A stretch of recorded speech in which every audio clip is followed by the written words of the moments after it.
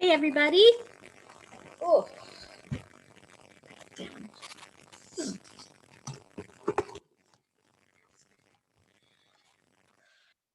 Okay. How y'all doing today? You guys keeping up with school? Everything okay?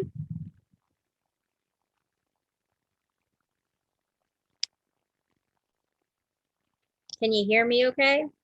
Lars is doing pretty good. That's great to hear. Okay.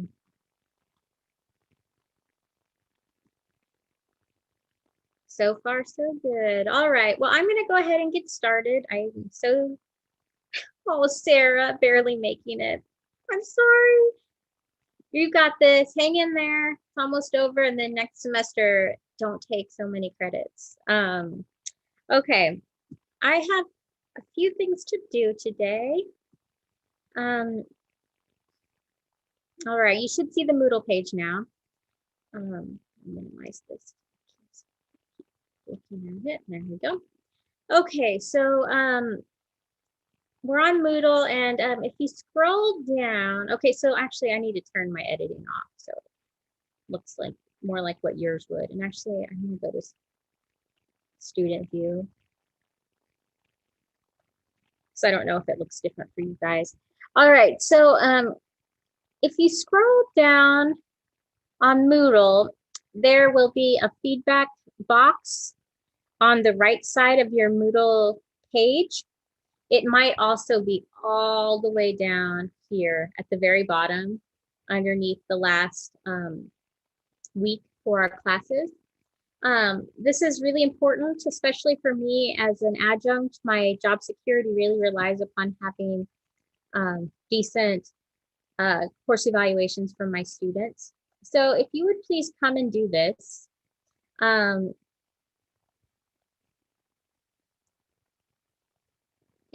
basically it's set up like this, and you can just go through strongly agreed, strongly disagree.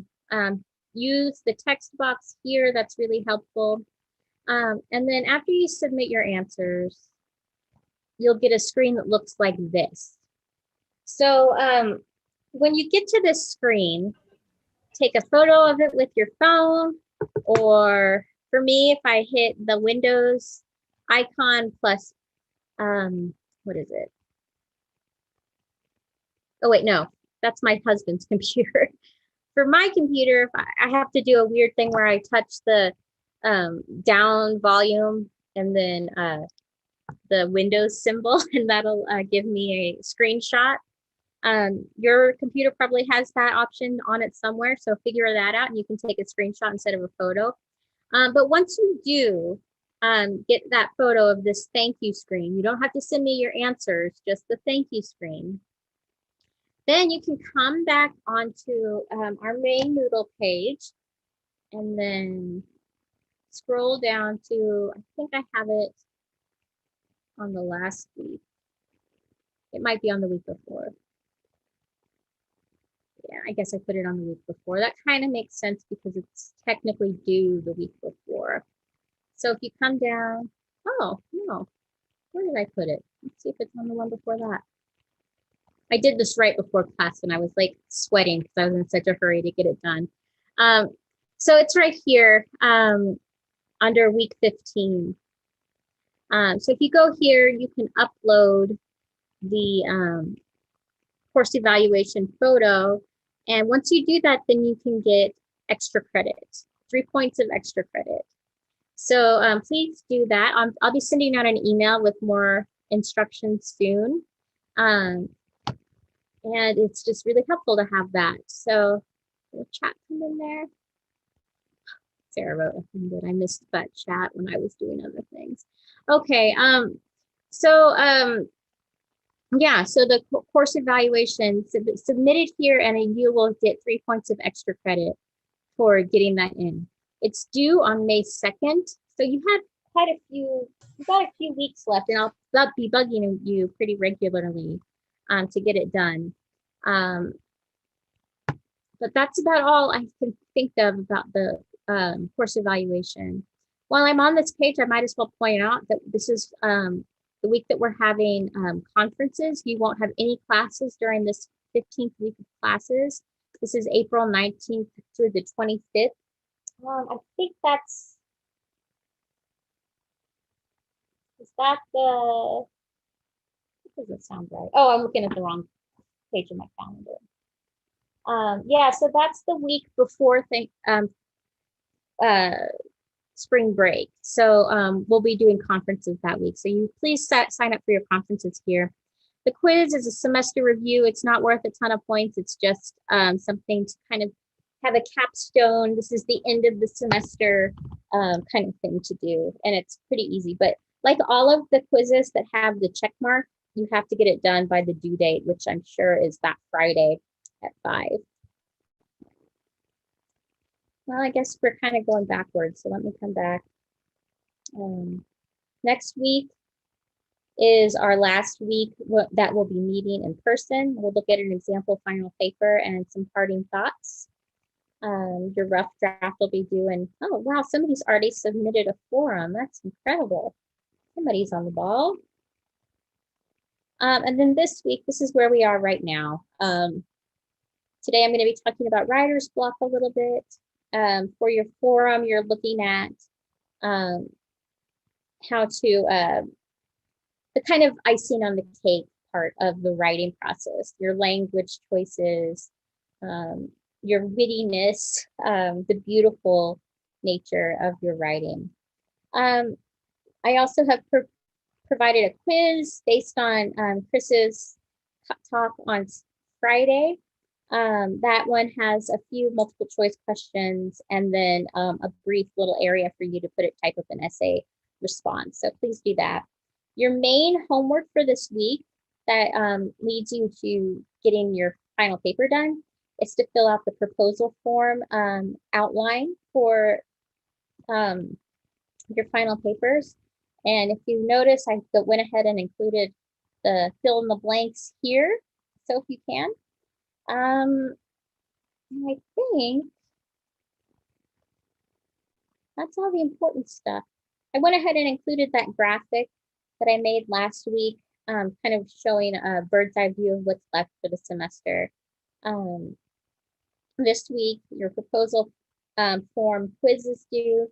Next week, your rough draft is due. I worked on my PowerPoint for the rough draft introduction today, and I'm thinking Friday may be a pretty quick day, just so you know. Then we have Zoom conferences, then spring break, and then final exams. So that's what's left from a bird's eye view. Do you guys have any questions about the semester as we come to the end and finish things up?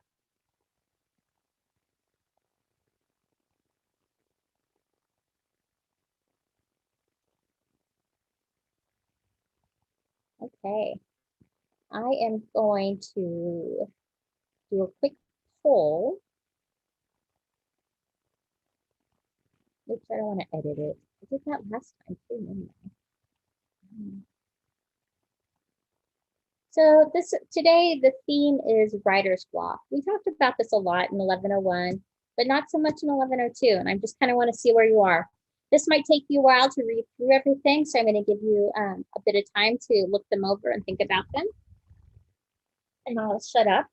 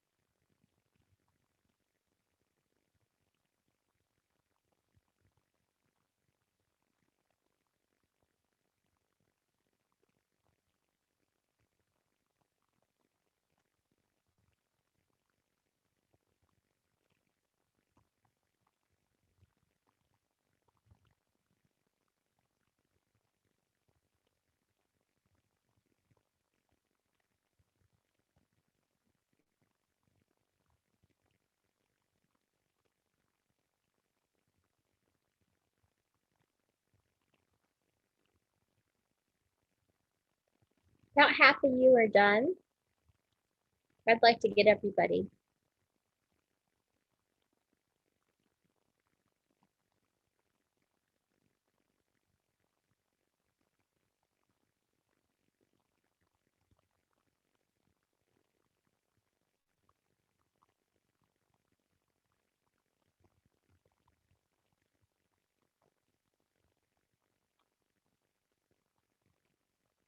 Need about 2 more people.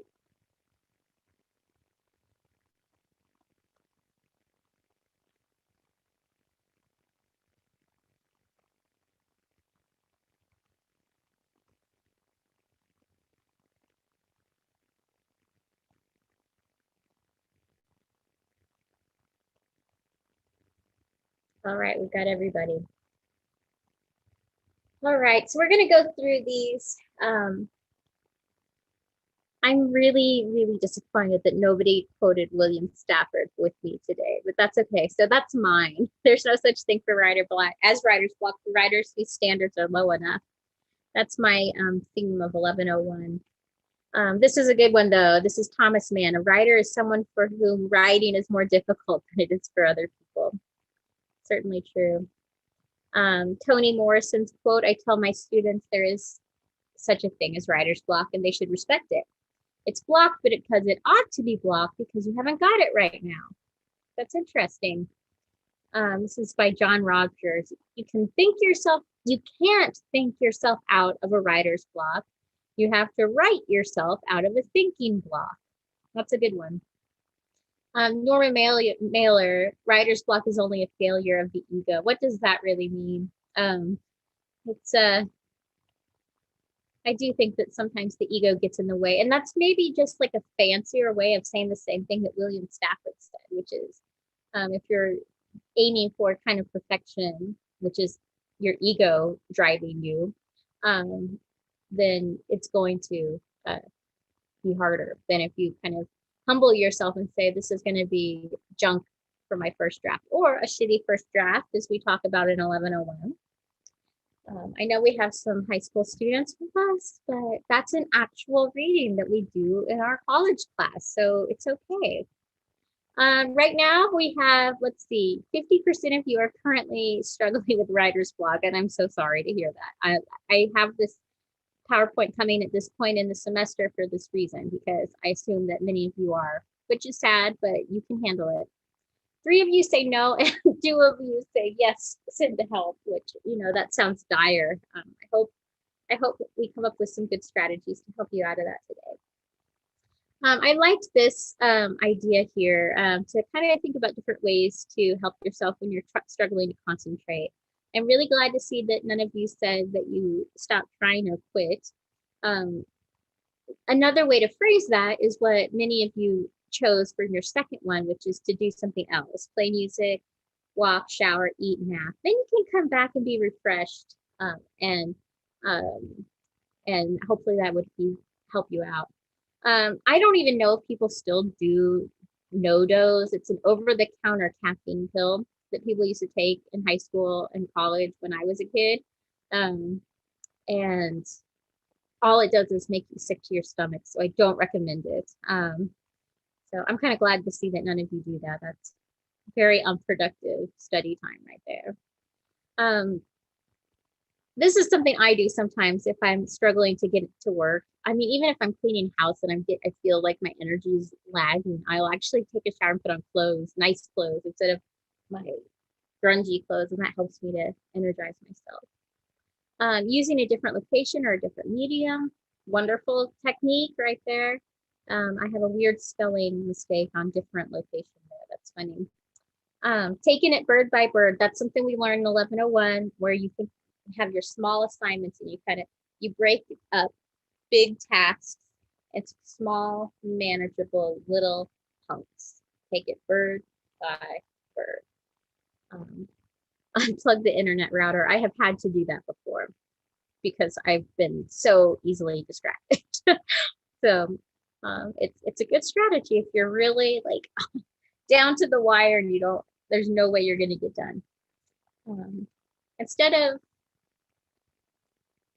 Instead of thinking, okay, maybe I should cheat, don't do that.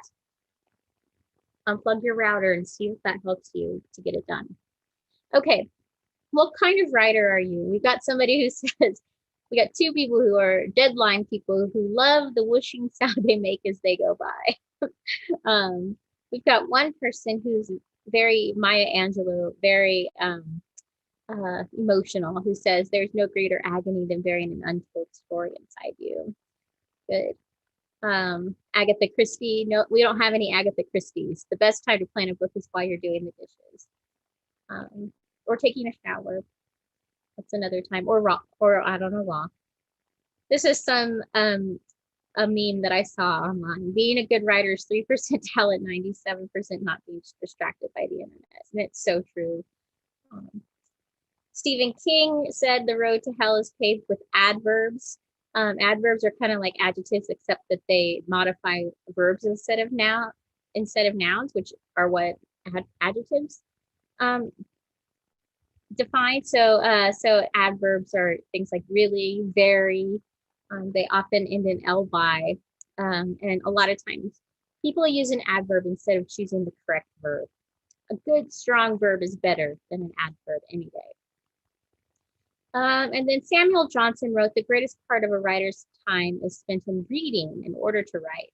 A man will turn over half a library to make one book, by not Samuel Johnson. So someone that was saying that these days would probably say a person will turn over half a library to make one book, but he was writing in the 1700s. So we'll give him a pass on that. He's the guy who wrote the first English dictionary. And I had a meme with him earlier in the semester that I'm very proud of because it's so corny and it makes me laugh. Okay, well, that was a fun poll. I'm going to go ahead and pull up my PowerPoint now and just go through this. I don't remember if I had my 1101 students look through this last semester. I don't recall one way or the other. So this may be familiar, may not be. So if you have writer's block, this is where we want to be. I have probably more strategies for overcoming it than you need, but I hope something in here will speak to you. I struggle with a lot of writing block issues, and so I created this list for myself, actually, and then have over time shared it with students. So I thought this was a funny meme. I'm just going to devote today to writing, really just knuckle down and get a lot of writing done, just write up a funky little storm of writing. And then I didn't. And yes, I do feel very called out by that because it happens a lot. And actually happens with lesson planning too and grading. I do the same thing. Today's going to be the day I do it. And then I don't do it. It's really common. And so like, I love that quote by William Stafford about there being no such thing as writer's block, but it is a real thing that people struggle with. It's a real struggle when you feel like you can't concentrate, that you've got nothing in there. But there are ways to move forward. I liked this mental map, a comic about the kinds of things that go on inside the mind of a writer. I spend too much time online falls, your canyon of narcissism, shame lake, mountain range of impotent rage, crippling insecurityville. All of these are kinds of some of the emotional blocks that sometimes can get in the way of good writing, where as writers we might get stuck on this coast of retail therapy instead of writing. We might get stuck in a canyon of narcissism. But one thing I really like about it too is that there's this river of pleasure in the small things. And that little river may be the key to getting out of a writer's funk.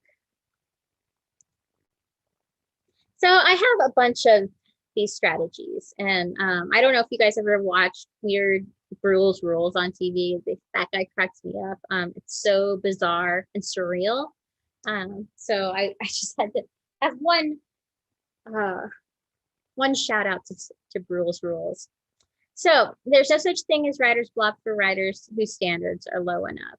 So this isn't literally meaning that writer's block doesn't exist. It means that um, when you are struggling with writer's block, one of the first ways to get over it is to get over the idea that you have to be perfect right off the bat. You have to let go of that. And it's like how I always tell my son when he's struggling with something, it's like, you don't just like jump out of your mother's womb able to do everything that you've ever wanted to do. You have to start from scratch. You have to start with the foundations. You have to move a little by little. And that's true of good artists too. They start somewhere and it's usually not the best place. One strategy that I have found to be really helpful for me is that embracing the kind of chaos that is the beginning of the writing process. There's a lot of sort of ideas flying all over the place. There's a lot of mess. I have a big part of what I do is throw out a whole bunch of possibilities on a piece of paper and then go back and sort of reorganize and make sense of it later. But I have to take that initial step into messiness before I can make those organizational choices. And this is a quote from Bird by Bird, something that we read in 1101, but one that I think it's worth reading the whole thing. She quotes E.L. Doctorow, who once said that writing a novel is like driving a car at night. You can see only as far as your headlights, but you can make the whole trip that way. You don't have to see where you're going. You don't have to see your destination or everything you will pass along the way. You just have to see 2 or 3 feet ahead of you. This is right up there with the best advice on writing or life I have ever heard. So take it one step at a time, 2, 3 feet at a time, bird by bird, a little bit at a time. This is also Austin Kleon. He wrote something, a TED Talk that I often share. I don't think I have it set to share this semester with you guys, but he does a TED Talk about stealing like an artist. But he also talks a little bit about the creative process in some of his other works. And one of the things he says is it doesn't matter if it's good right now, it just needs to exist. So especially as you guys get to the rough draft next week, providing me with something, even if it's junk, I can actually respond to something even if it's junk. But I can't respond to something if there's nothing there. So you need to create something that exists to get some feedback. And so you have to start. Get started, even if it's junk. And so here's another quote from Anne Lamott. She says, almost all good writing begins with terrible first efforts. You need to start somewhere. Start by getting something, anything down on paper. What I've learned to do when I sit down to work on a shitty first draft is to quiet the voices in my head. So she's really saying, start with junk. So that's the basic first cure right there, is let go of perfection.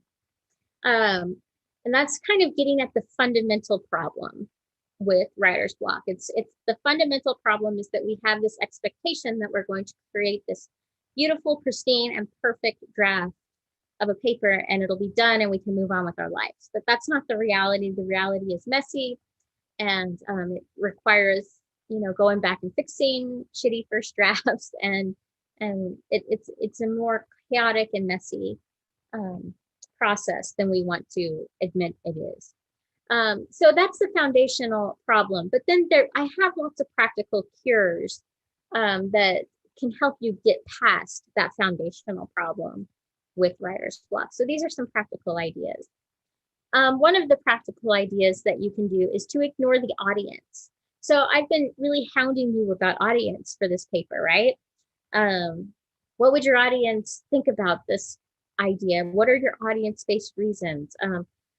What kinds of things would they say is impractical about your solution? Blah, blah, blah, blah, blah. Well, a lot of times audience is the thing that's creating that block. You're worried about impressing them or impressing me as your teacher. So sometimes actually the best practical thing you can do is start writing and stop thinking about your audience. Just write for yourself.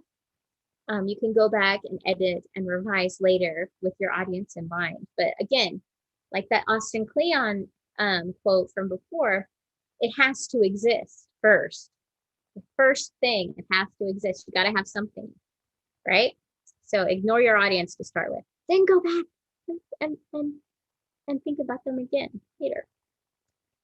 Another practical cure for writer's block is to exercise.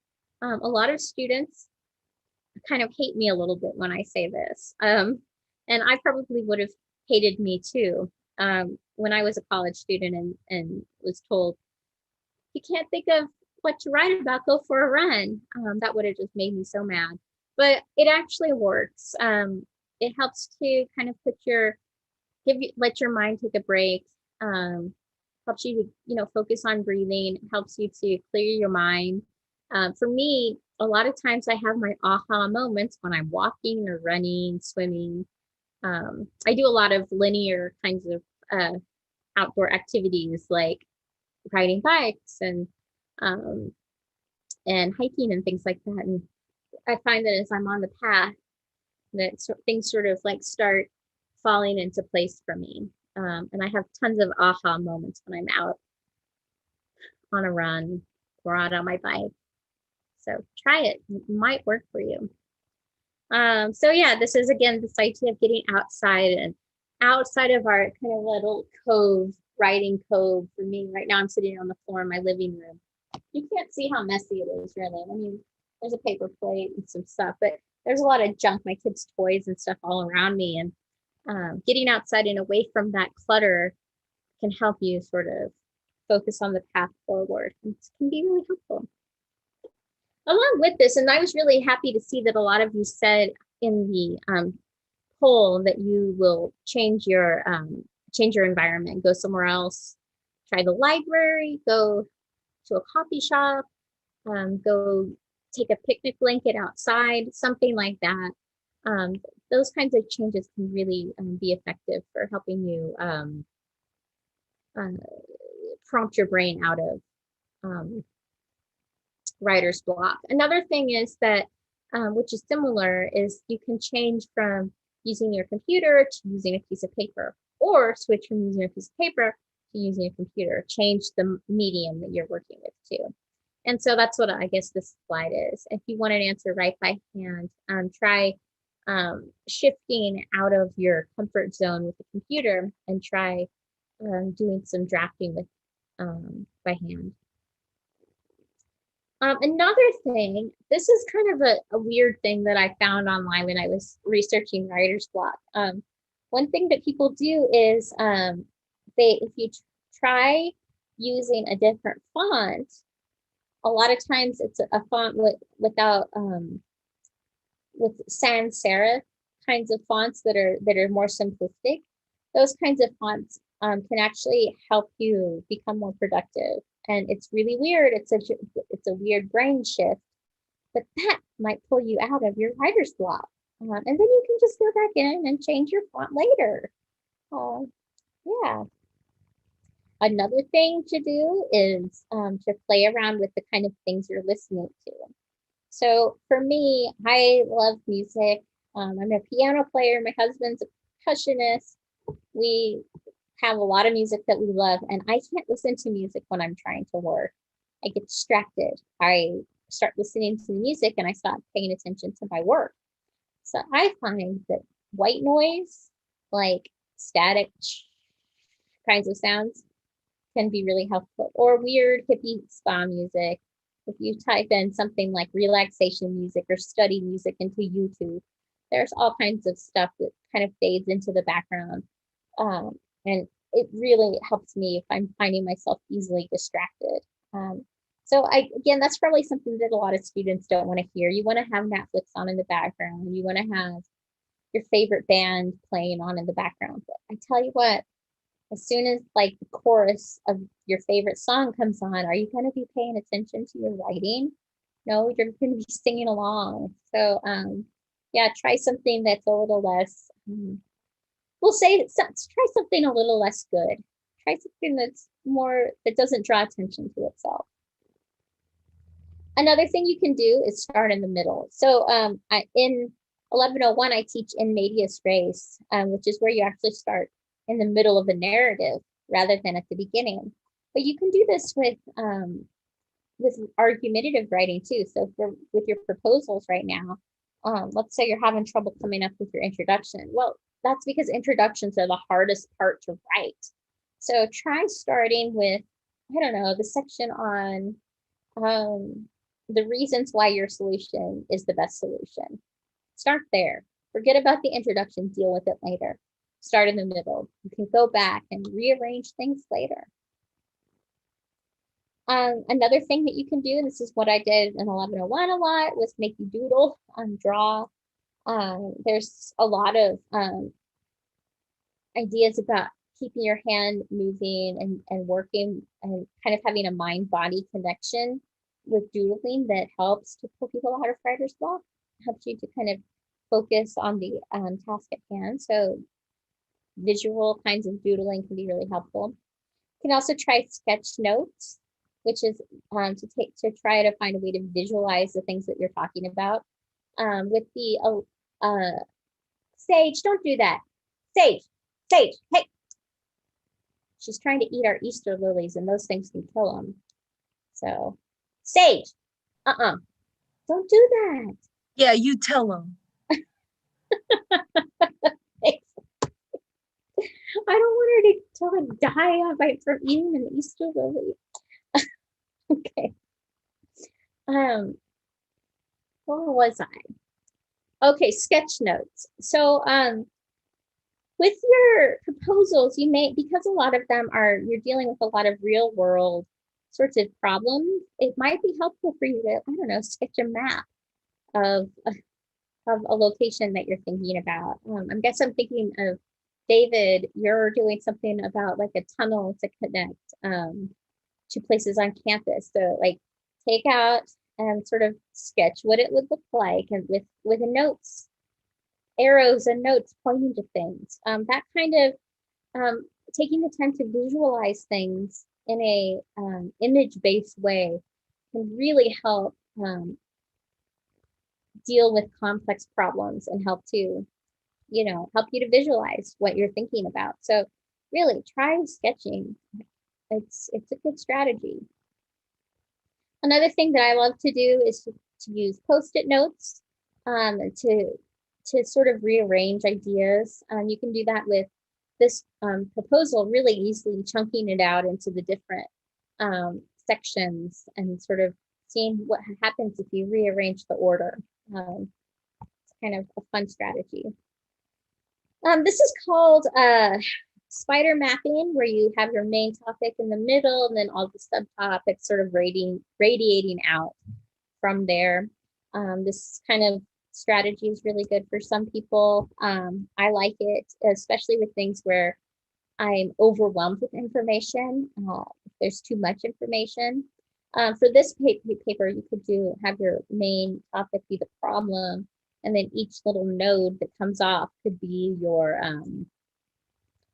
here's my solution, here is alternative solution, here are the reasons why my solution is the best solution, etc. So you can kind of use this strategy for that kind of a writing too. You can also do free writing, which is the idea that you put your pen to the piece of paper and keep going without stopping. That is about unlocking your brain. It's about the concept of the shitty first draft. It's the concept of creating something. It has to exist first, right? So once you have something that exists, you can go back and fix it and mess around with it. So no rules to free writing. You just have to kind of do it. This is a strategy that I teach in 1101, where you do a series of free writing activities where you become more and more focused on your topic and basically loop it. you're interested in that and you didn't take 1101 with me, let me know and I can take you through the process. It's fun. You could basically write for 3 or 4 minutes, then, or maybe I had longer, maybe it was 5 minutes. And so you do your free write, then you go through and find the good stuff. Then you use the good stuff as your starting point for your next loop.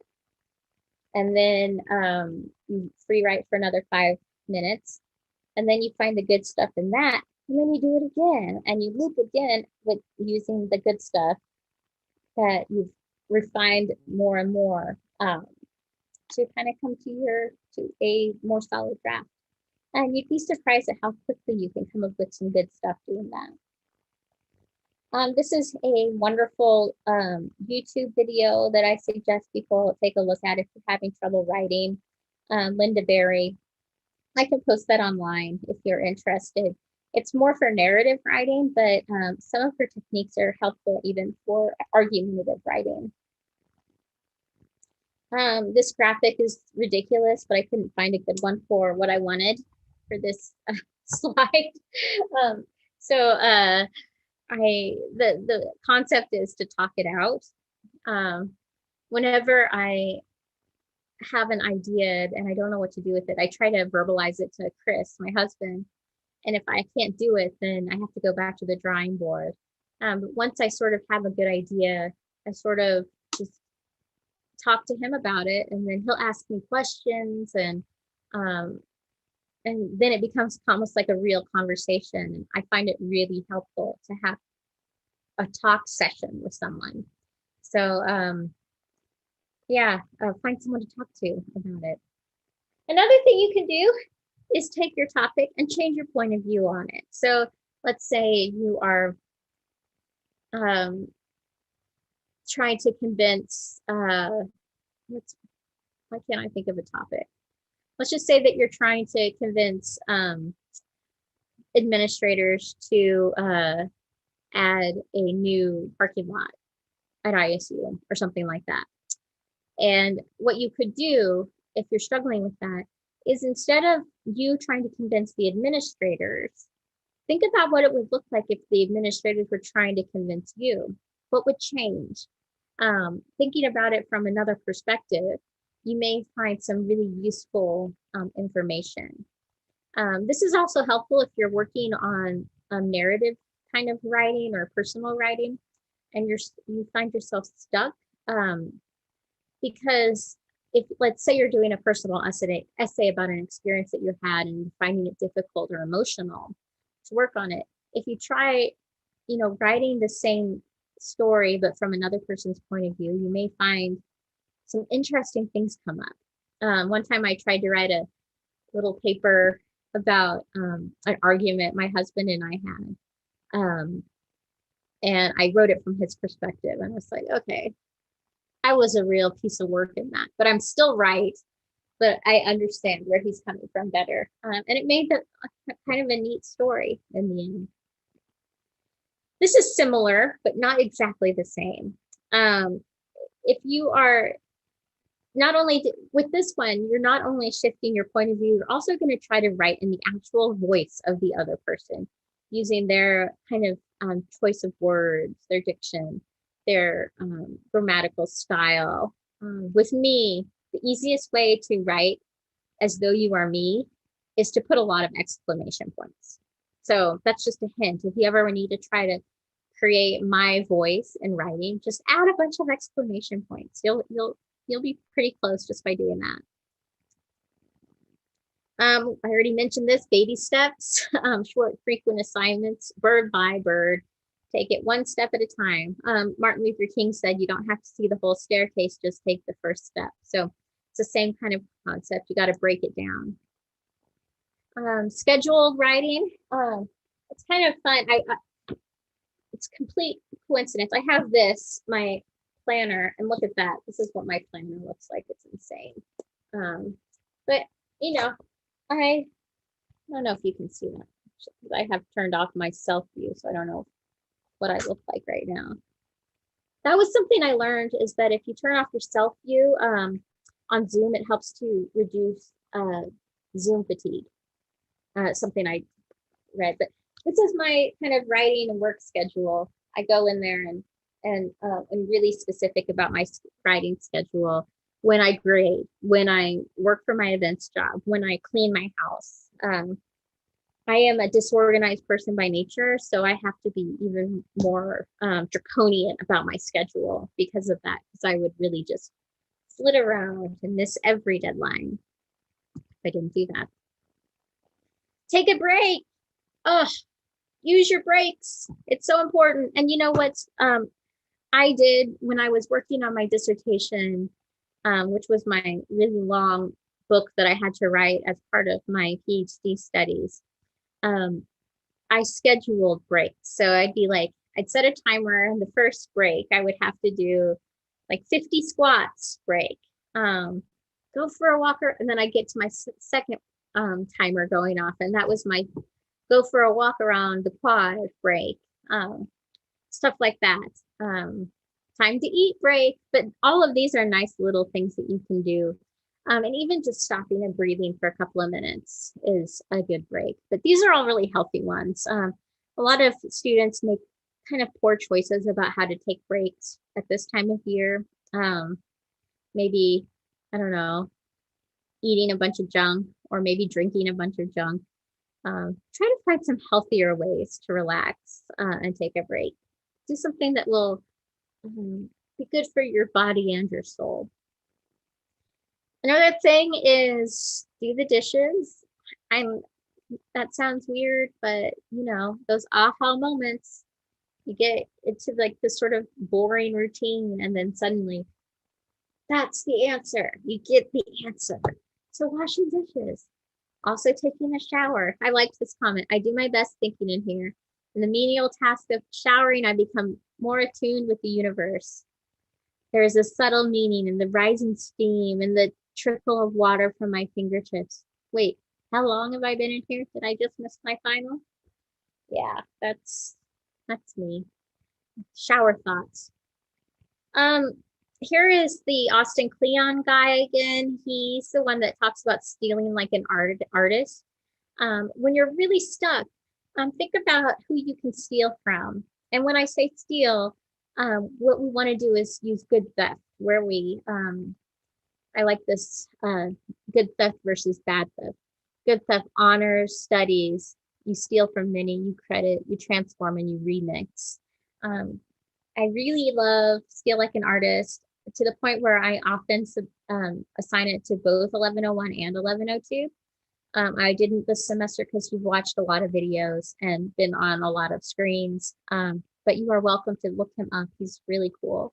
And Stealing Like an Artist is a good approach to beating writer's block.